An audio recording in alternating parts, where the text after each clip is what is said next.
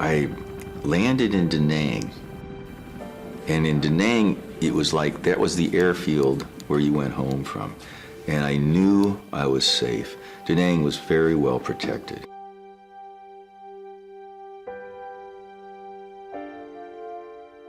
I remember actually starting to sing a hymn from my childhood. It was praise to the Lord, the Almighty, the God of creation.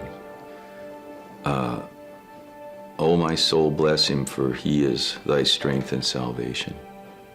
And I'm not an outwardly religious person, but that hymn just came bursting through me. I was so filled with joy that I'd sort of escaped. I'd made it.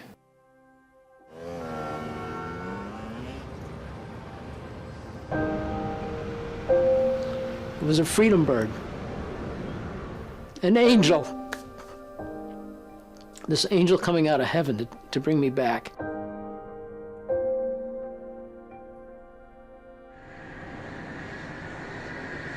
And we all stood there with our mouths open. We couldn't believe it. And once we cleared Vietnam airspace, I slept like almost the whole 18 hours. I was safe. There was no more danger.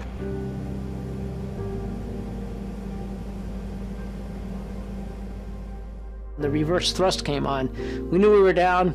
The whole plane erupted.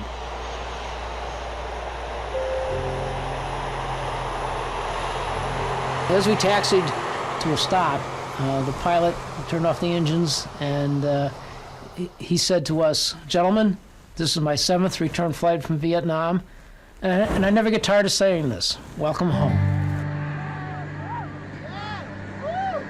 It was with a great deal of satisfaction that I saw the outskirts of Pittsburgh on the out the window of the aircraft.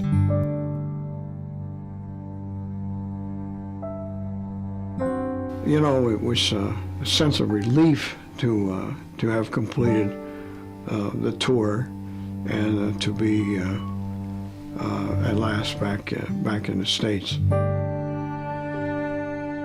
My father, I think, met me at the airport, and I remember the good joy of seeing my dad again, and coming home to the farm in Ohio.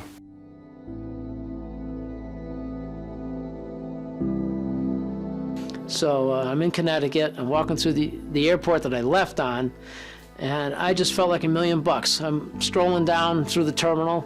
My uniform, my duffel bag, my chest full of medals. I'm so proud. Nothing was going to change that mood until people started looking at me. They'd look at me and look away, or look up, or make some kind of quick movement. They didn't want to make eye contact.